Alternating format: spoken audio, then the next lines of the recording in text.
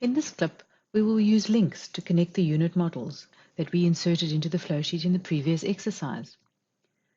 We are using the flowsheet figure 1 in the SysCAD basic tutorial that's shown here for reference. Please do note that the order in which you insert the links is not important, and you can therefore draw the links in any order. To insert a link in SysCAD, we can click on the icon, which is Insert Links, or we can go to Graphics, Insert, Link, or you can say Control L. And you'll see the icon changes, and what it's showing is a little tank with a pipe coming out of the bottom.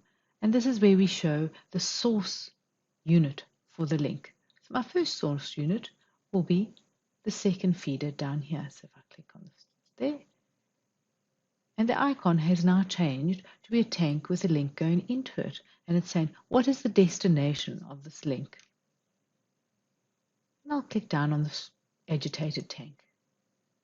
And for the tank, there are two possible inputs, either an input into the tank or into a heat exchange, which is like a jacketed heat exchange.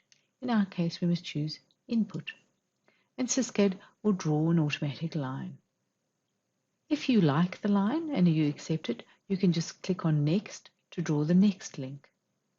Or, if you're not happy with how SysCAD has drawn the line, you yourself can draw a line. And to do that, all you have to do is click on the first point where you want the line to start. So it's just a single click with your mouse, and the line that was automatically drawn by SysCAD will disappear.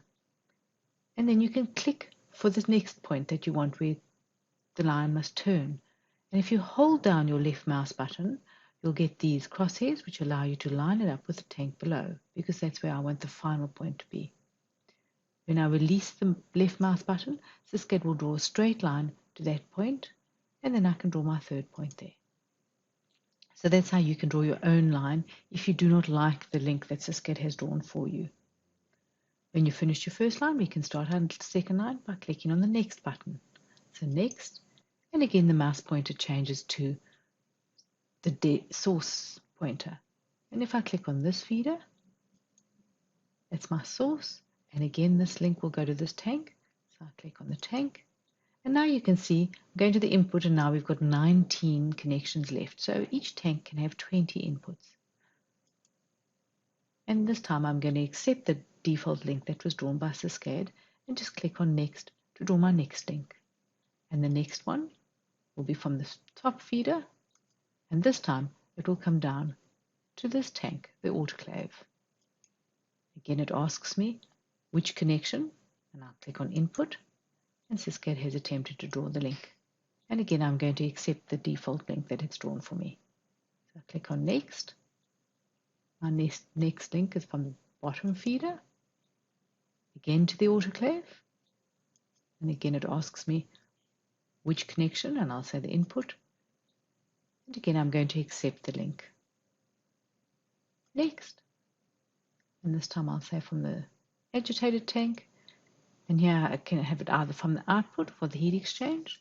And the output is what I'm going to select. And to the autoclave and to the input. But in this case, I really don't like the link that it's drawn, so I'm going to redraw that. I just want to draw a straight line.